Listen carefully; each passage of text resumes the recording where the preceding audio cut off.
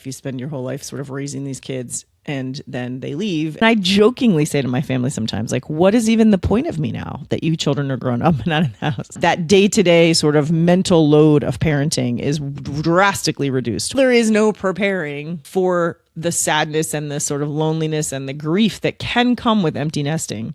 Your 50s is like meeting your 16-year-old self again, except this time you really love her.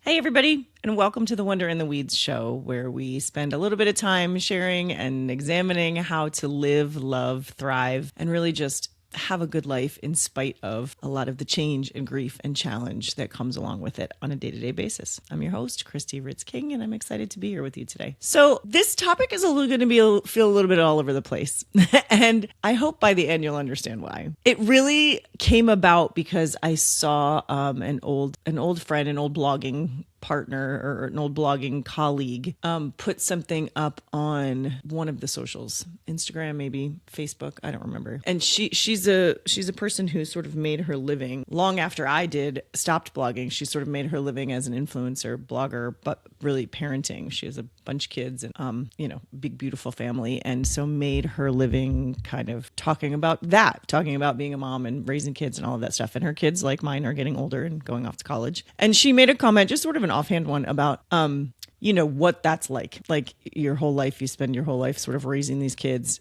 and then they leave, and if you've done your job right, they leave and they go off on their own, and then you have to sort of re-examine. And she said something that stuck with me about, I think she said, no one talks about this, or no one prepares you, or no one warns you. And first I thought, well, that's not true. I feel like everybody warned me about it through like my entire kids' high school years. Everybody like that had done it before me had spent a lot of time telling me, it goes so fast and hang on to it and you'll be, an empty nester before you know it and all that stuff. I feel like it isn't that no one prepares you or no one warns you. It's really that you can't prepare for it. It is, no matter how many times you hear about it, no matter how many times you are warned, no matter how many other people that are going through it, you for your own self can't really prepare in a way that makes it so that you don't feel any of it, or that you like seamlessly move through it or whatever. The whole sort of point of this podcast is how do we, and this show is, the whole point of this show is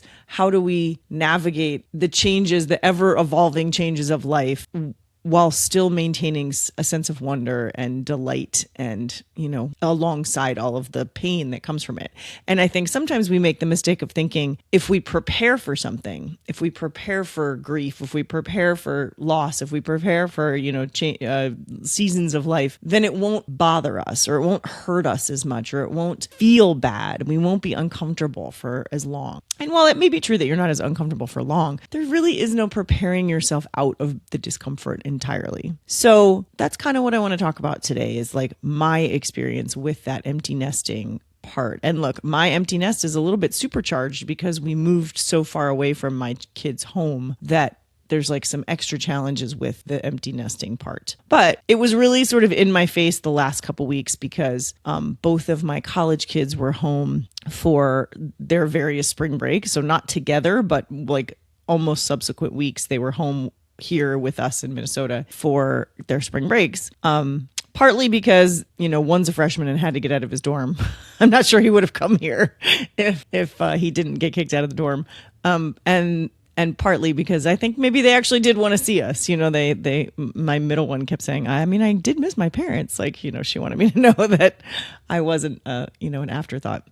And so they were not only home, but like we really spent a lot of great time. We meaning me and them. Okay. Also, their other sister and my husband sometimes was part of it, but really it was like I got a lot of time with each of them during the week that they were home, and it was really nice because it was the first time we've been able to spend a ton of time together where the move and the newness and all of that other stuff wasn't the sort of central focus of our time together. I spent a lot of time with my freshman in college at the end of the summer because we were preparing him to leave and, go to college and all that other stuff. But this time we just got to hang out and like watch movies and go to, basketball games and and fun things that were enjoyable. I kind of drove him around one day and helped him look for jobs for the summer because he's going to come home during the summer. And the older one is not. She's actually staying at school to do a research internship at school. She has an apartment there, so she can just stay there.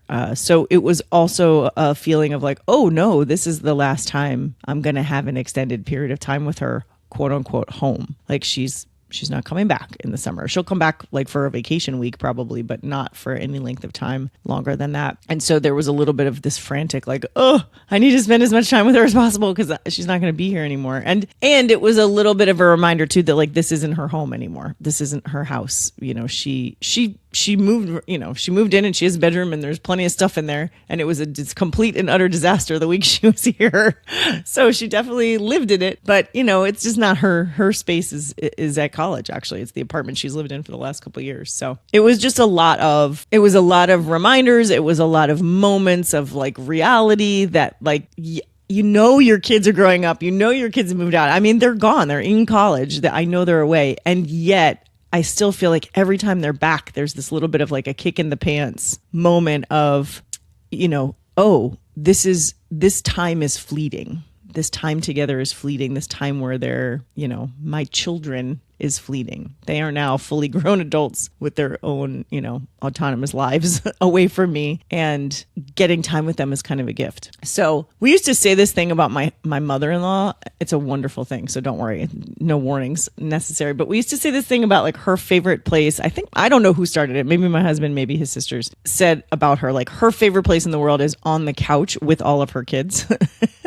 And at the time, I felt it as like, yeah, it's such an endearing thing to say about her because she really is one of those people that really just felt like that to the world, it feels like she was born to be a mom. Like she's an amazing professional life, and she's a friend and a great community member and all of those things. I'm not trying to sort of singular her the goodness of her, but there is this like, she just moms very well at all stages, I think, at all stages too. She's a great mom of adult children. She's an absolute like role model of a mother-in-law, especially to a woman who has lost her own mother. Like those are not easy shoes to fill. And she has done a great job. But that statement of like her favorite place in the world is on a couch with her kids. I have never related more to that in my life than I have the last 6 to 8 months, when that time is so fleeting and I still just want to hang out with them. And actually not even still, I more want to hang out with them now than I ever did when they were little,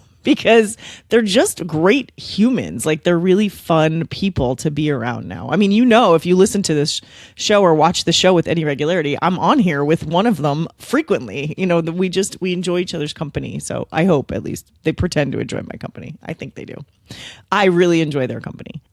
So it's a little bit harder, and maybe that's the thing you can't be prepared for the most, is that how much you're going to miss them as a person in your life. So yes, you miss sort of being the parent and that role, but also you really miss them, like their company. I miss them when they're not around because they're funny and they make me laugh, and we talk about, deep stuff sometimes, and then we talk about really silly stuff sometimes, and I just enjoy their company so much. So that's a part you really can't prepare for, because you kind of don't really know how much you're going to like them as humans when they're little and you're sort of in charge of their lives. When they grow up to be these really cool people that you'd want to hang out with if you were their same age, then you're like, yeah, I miss them. I miss them in that way too. So that's sort of why it's top of mind this episode, because I've just spent a lot of good time with them both, and I'm reminded like, oh, this is a whole new world.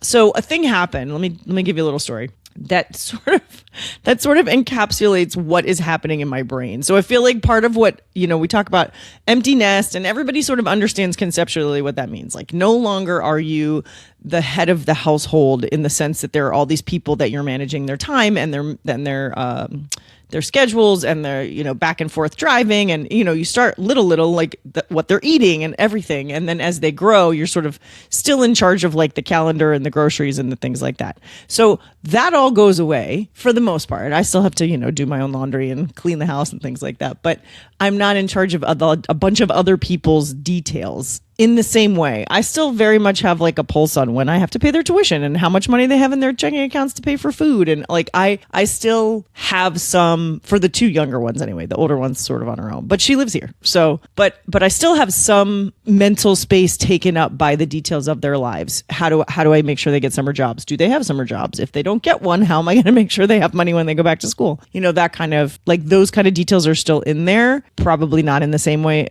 in my husband's, but they are in my mind still. But that day-to-day sort of mental load of parenting is drastically reduced when they are off and at school. But that sort of gets into this next, let me tell you this next story, and then I'll tell you what I think that leads into. So both my girls were home. So my middle one was home for her spring break, and my oldest just happened to be, she didn't have as much work for some reason. I'm not sure what was going on. Again, I don't keep track of her schedule, but I just know she was around more. So the three of us went to the gym, and my oldest, I still have on my gym membership because I'm nice that way. But the middle one I have taken off because she really doesn't live here. And so, but I invited her as a guest. So we had a little bit of trouble with the app and trying to get her in as a guest. And I also, if you listen to me on Instagram, or if you see me on Instagram, you've heard the story already, but bear with me. I'm just trying to set the stage here. So I've got two girls, one who's a member, one who's not, who needs to get a guest pass. Who it's her first time at the gym.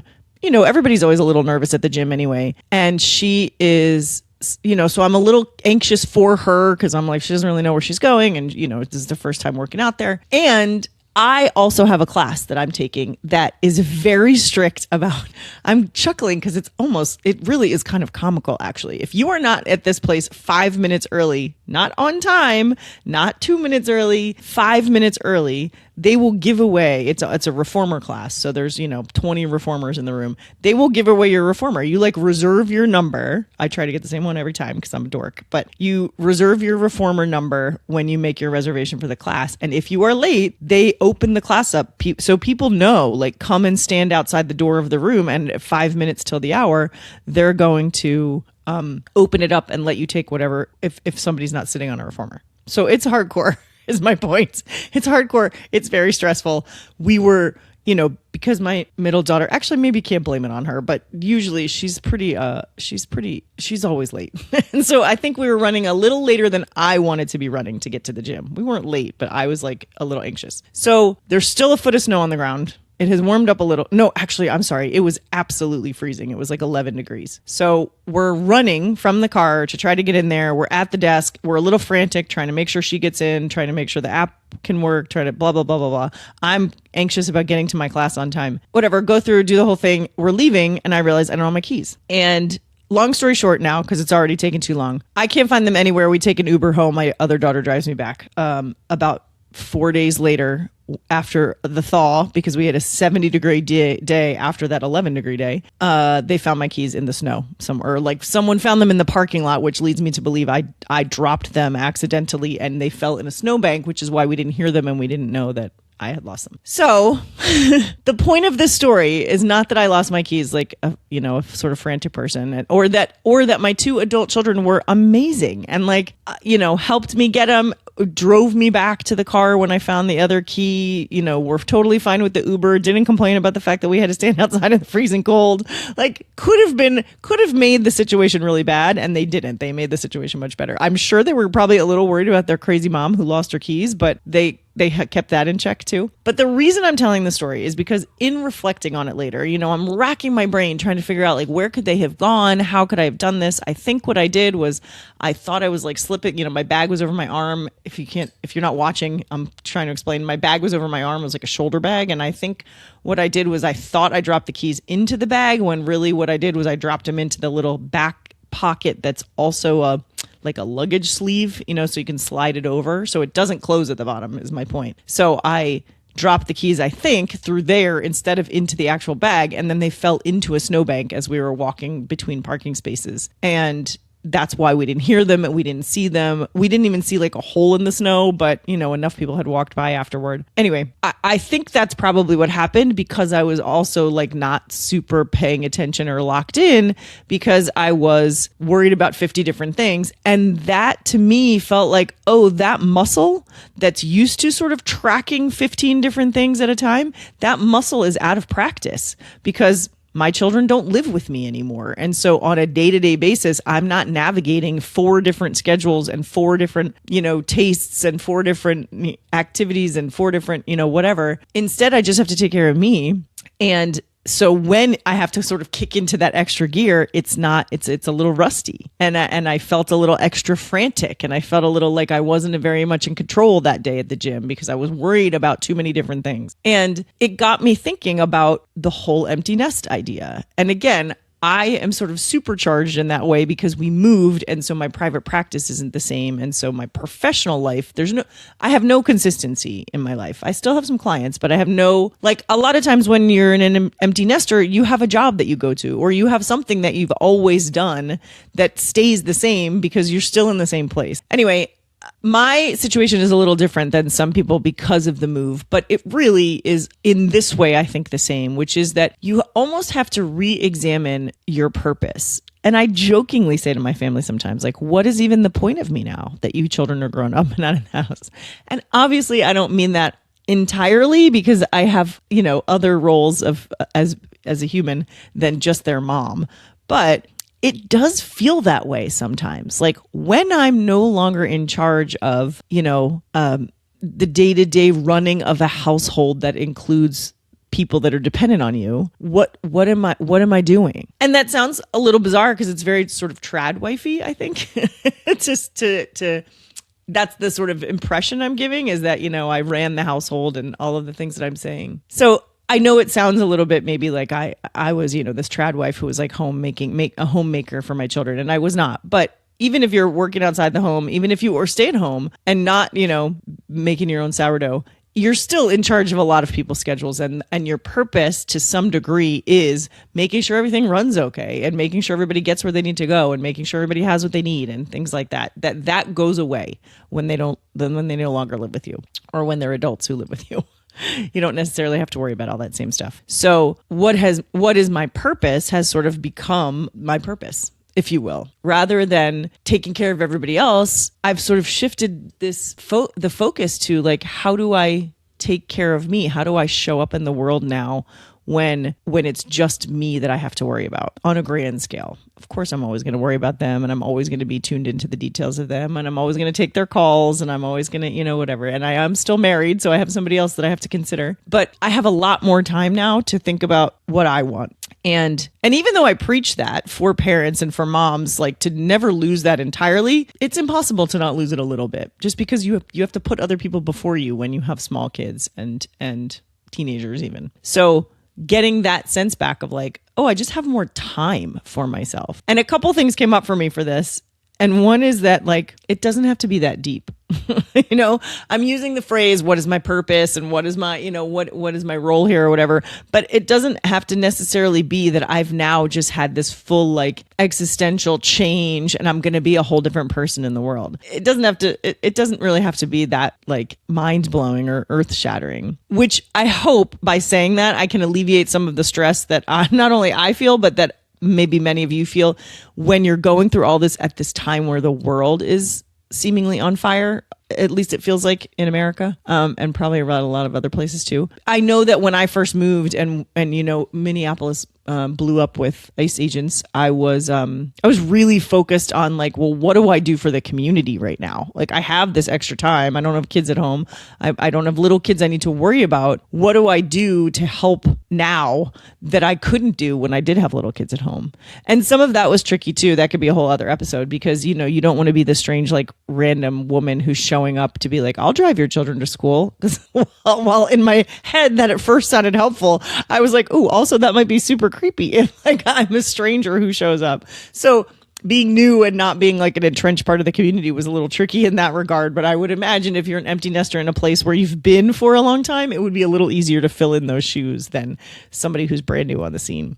But the real sort of focus that I've taken recently with all of this is, like, how do I show up daily? Like, how do I mindfully show up daily? And so rather than sort of try to dig into, like, what is my purpose and what is, like, all that sort of deep stuff that can be kind of intimidating, and honestly for me was a little, like, paralyzing, and that, well, if I didn't have the answers, then I should just sit still not do anything. Instead, I'm trying to sort of take it week by week or day by day, even sometimes, of like what feels like the direction I need to go in today. And look, I recognize the privilege of that, in that I don't have a traditional 9 to 5, and I don't have to be, making X amount of money in order to help support the family right now. What I make is sort of extra and always has been a little bit extra. At least for now. There will be a time where I have to do more, but for right now, we've got some space that I can sort of figure things out. So I'm just trying to figure out, well, what do I want it to look like going forward? What do I want my purpose to be going forward?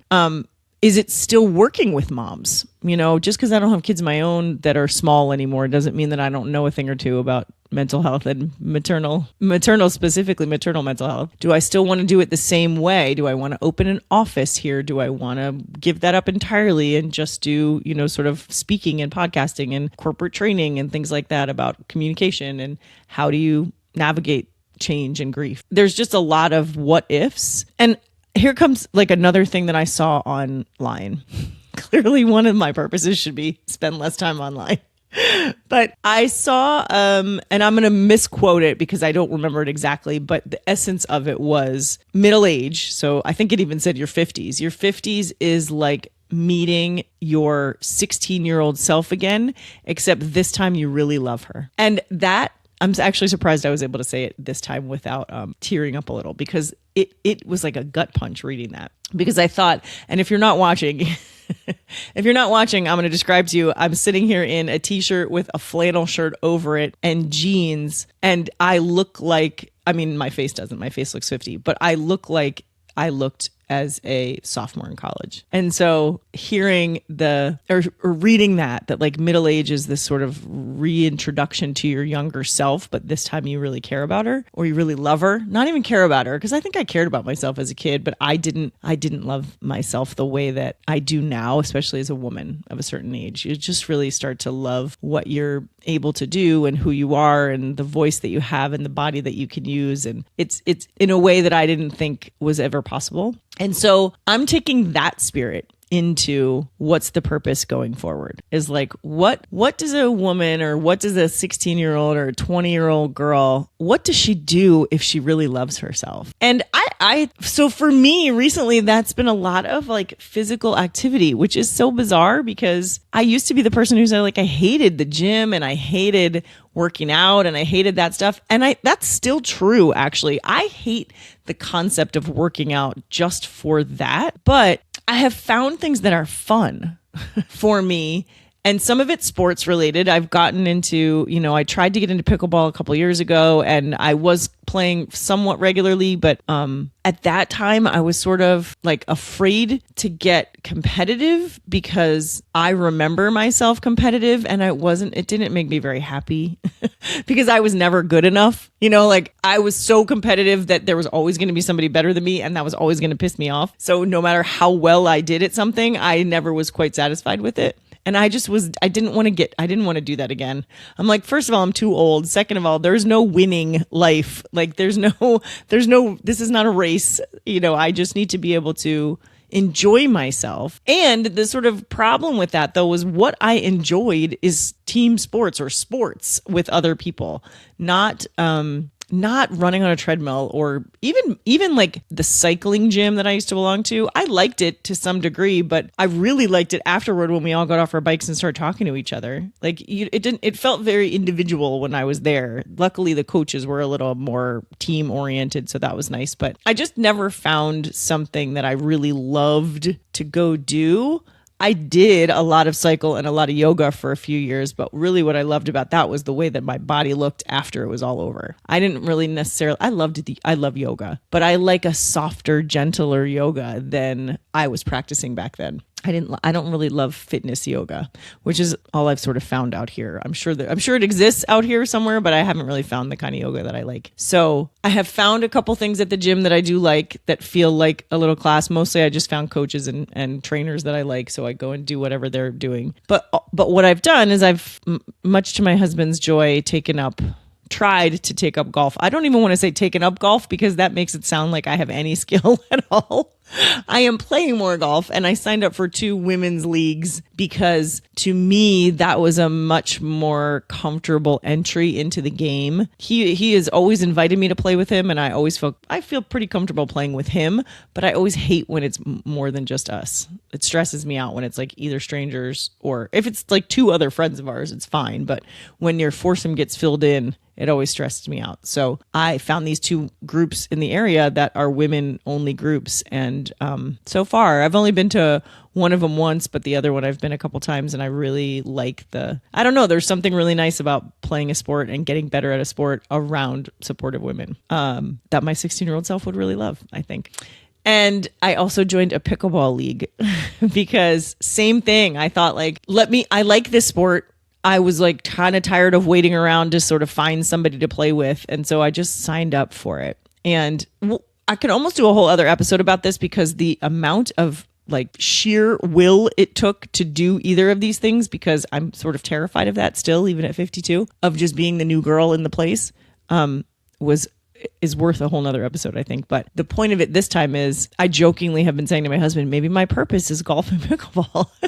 and so getting back to the part about it, like, it doesn't necessarily have to be so deep. Like, obviously my life's purpose is not pickleball, but maybe my life's purpose right now is finding out remembering what I love and what I enjoy and doing more of that, because I now have all this time left that I used to spend taking care of kids. And I don't want to just become somebody who not wastes that time, but like doesn't take advantage of that time in a way that serves my soul, which sounds very deep. And I'm sitting here trying to tell you it's not deep. And then I bring the word soul into it. And that's a little wacky, but I hope you understand my point. I think the empty nest gift, which there's a lot of things that don't feel gifty about it, but the gift of the empty nest is that you get time, and you are typically of an age where you're willing to spend that time on yourself. Gone are the expectations for, conquering the world. Gone are the things that I feel like I have to or should do or am supposed to do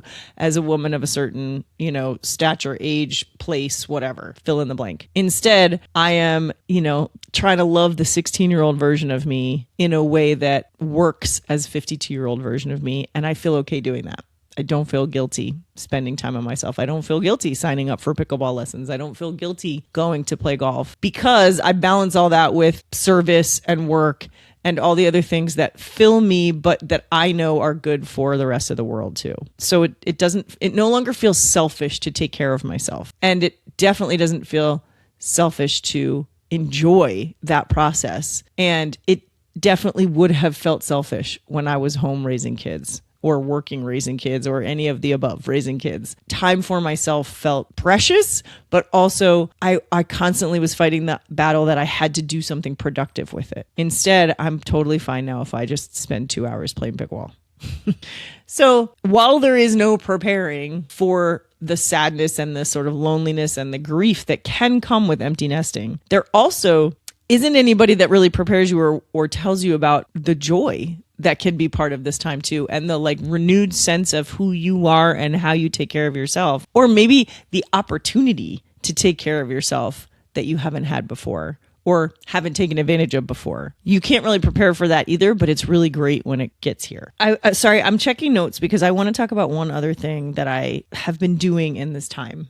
And I talked about the sort of tangible stuff of I joined these leagues and I went and met new people and all of that. But some of the reason for that, one, is getting off of my phone, getting out of the world of social media as much. I don't think I'm ever going to totally go away from it, because sometimes it is like a nice little relief of just watching silly dog videos. But I noticed when we first moved, sort of obviously, right? I didn't know anybody here, and I was spending an exorbitant amount of time on my phone. And then all the Minneapolis stuff happened, and I was really plugged in because that was sort of the way that I knew what was going on where and how I could be part of it. And I noticed it was really sucking the life out of me. Not just because I was watching a whole bunch of stuff that was depressing and sad and scary, but also because there was a lot of the temptation to compare. And, what do they always say? Like, comparison is the thief of joy.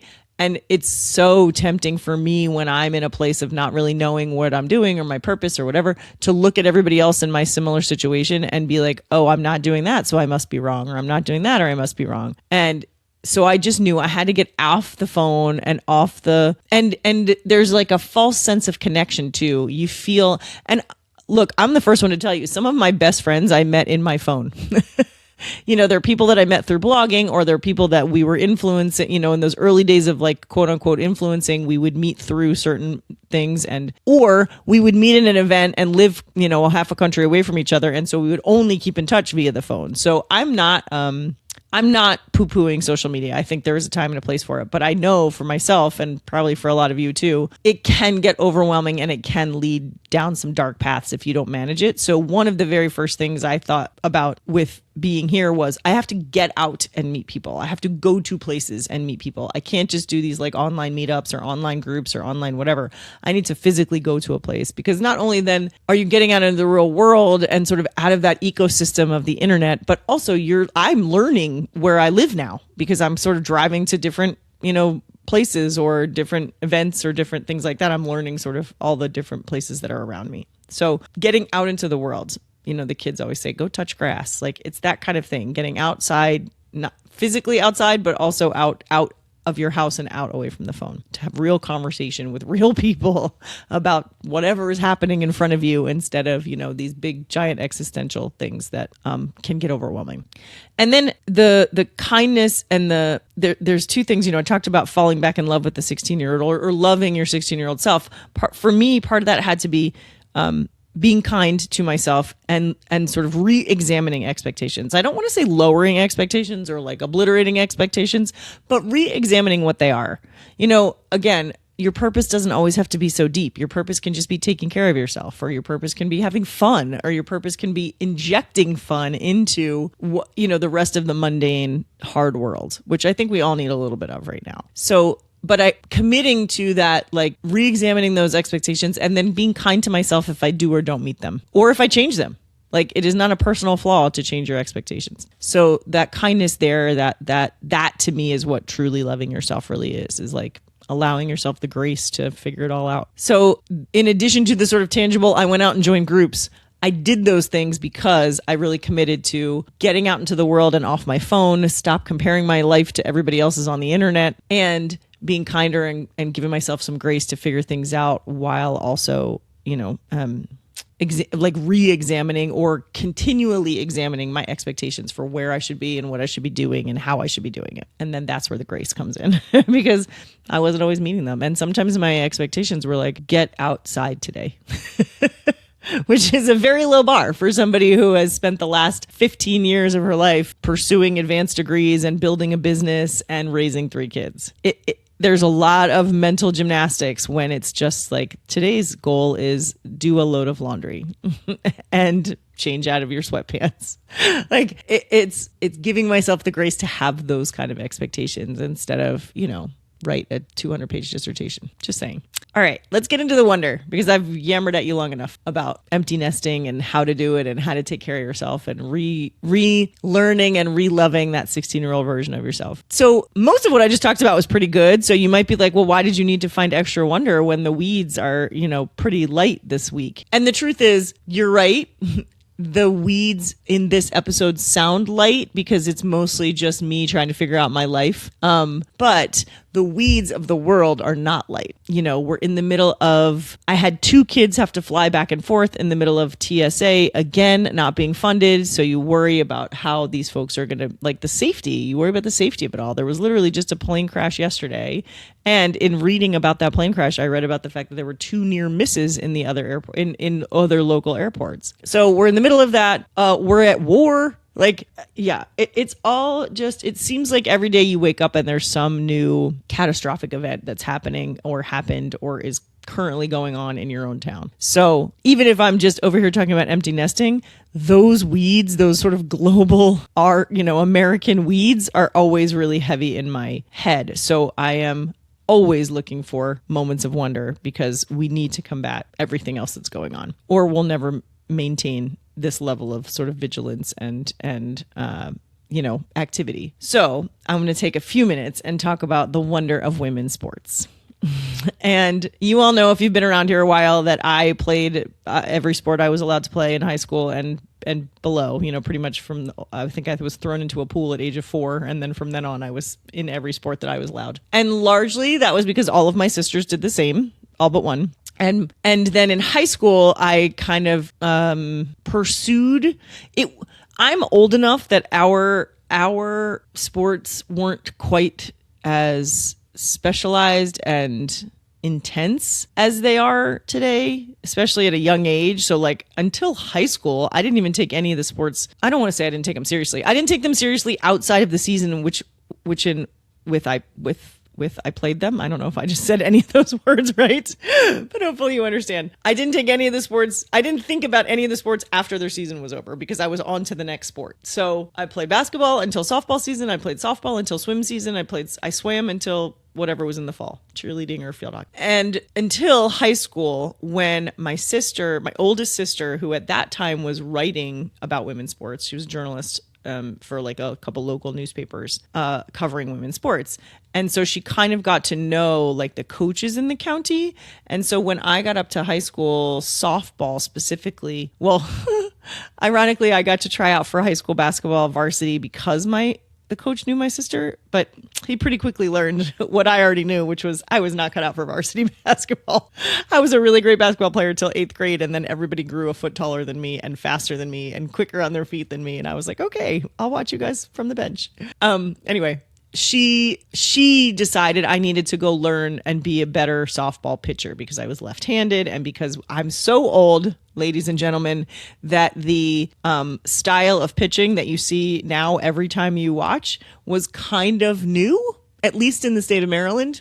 Well, I shouldn't even say that. There was one little county that blew us away every year in state tournaments because they had been doing it forever, but we had not. In fact, I played against a girl who was in the Guinness Book of World Records. That's how good she was.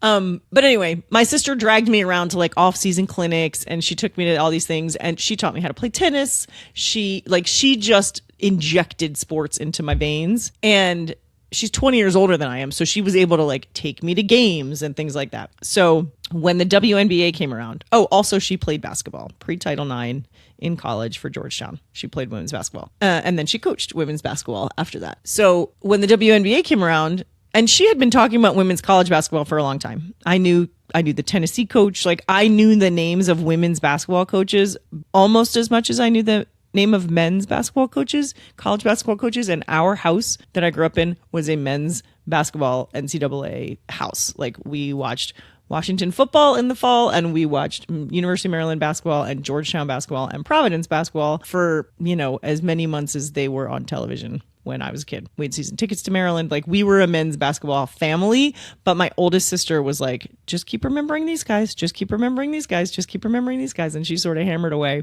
at women's sports, women's basketball specifically. And then the WNBA came around. Gosh, I was an adult, but I think only like 20. I'm not sure how old it is. Maybe I think it's like 30. I don't know if it's 30 years old, but whatever. She got season tickets to the Washington Mystics. And I think we were one of like 100 people there. It was always strange when I went with her. I'm not sure how many years she had the season tickets, but that was more because of her health and not because of the actual games. But she was an early supporter, and therefore it was just on my radar. I'll be 100% honest. I didn't watch it that much. Largely because you really couldn't watch the WNBA, but also because at that time, I did not think women's college basketball was as exciting as men's college basketball. Fast forward about, I don't know, all of my children are old. It was during COVID. It was, the second year of COVID when, you could go places, but the kids weren't fully back in school yet, but also you had to be super careful. We decided to take 2 weeks off around the spring break time because all the kids were remote schooling anyway. And we went and got a condo in Florida, and my sister came down with us, and we were in our little bubble, and we watched the women's college basketball tournament, and we were all hooked because I hadn't watched it in a while. I knew of This was pre-Caitlin Clark. I think it was like a South Carolina, Arizona game or something. At that point, I was like hooked in because the coaches were, closer to my age than the players. And one of them was fully pregnant on the sidelines. And I think one of the games we watched, one was pregnant and one had just had a baby. So it was like these incredible coaches was what I was zeroed in on at that point. But the family at that point was hooked. The basketball was so much fun. The rivalries were so fun. The coaches were amazing that we all kind of got hooked into it, the kids and I. And then my two girls went to West Virginia, and their women's basketball team has been great. They've been the best sports team. I think the baseball team does well, but they've been the best sports team at the school since my kids got there. So they've been into that. We've been, JJ Quinterly was one of our players last year, and she went into the W.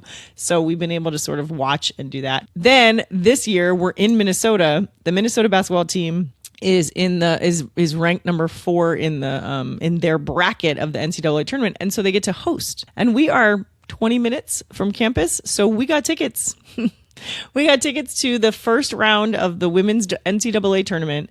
It was Ole Miss, Minnesota, Green Bay, and I can't remember who Ole Miss played the first round. Sorry to whoever that is, but I was sort of only paying attention halfway to that game. And Ole Miss was so good it made the other team. I don't even remember who they played. That's so bad. Anyway, it's in the place in Minnesota is called the Barn. It is this old school, small, low ceilings. It reminds me of the West Virginia place, the stadium, and the West Virginia arena, and it reminds me of the old University of Maryland College Park Arena, Coalfield House. It's just small and tight. And you guys, the place was packed. It was sold out, I'm pretty sure. If not, then almost entirely. For round 1, it was packed. And then we went back. Minnesota won in like a nail-biting crazy. They went on like a 30-9 run in the fourth quarter, which was wild. And then they played Ole Miss in not the final, in the round to go to the Sweet 16. So 2 games on Friday, 1 game on Sunday. The game on Sunday was Minnesota at Minnesota against Ole Miss. It was a scrappy, crazy last second jump shot win to, win by 1. I cried 3 times, I think, during it, because all I could think about was my sister and like, what would she think of this place being sold out arena that was so loud for almost the entirety of the game.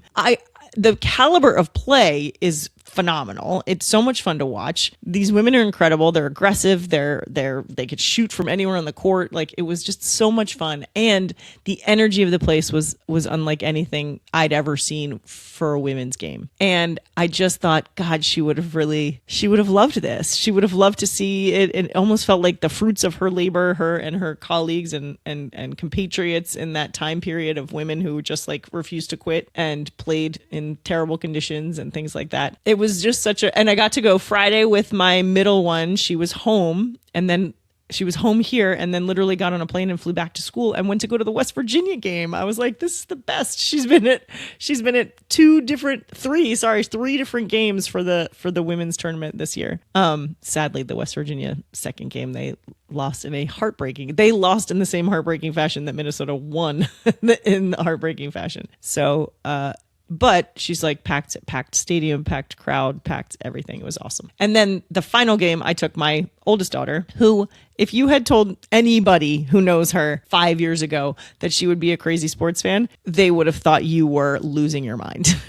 And so for her to be there, totally locked in, explaining the game, understanding it all, it was like the greatest. It was the greatest thing. So the fact that I got to go with both my girls to these just to see women so celebrated was like the best. It doesn't get much more wonder than that, to be in that space, watching the like frenzy around it and just seeing how far things have come, and to feel so good about women, with women, surrounded by women, and to take my girls to that and have that just be a moment it will carry me through a lot of other stuff, a lot of the other assaults on women that are in our everyday lives and news coverage and everything else. These games will carry me through. So there's your wonder for the week. So all my other empty nesters out there, solidarity. I'm raising my coffee mug in solidarity with you. Let's find our purpose. Let's love ourselves. Let's love our 16-year-old selves the way we couldn't at 16. Here's to you. Keep looking for the wonder, and I'll see you next week. Cheers.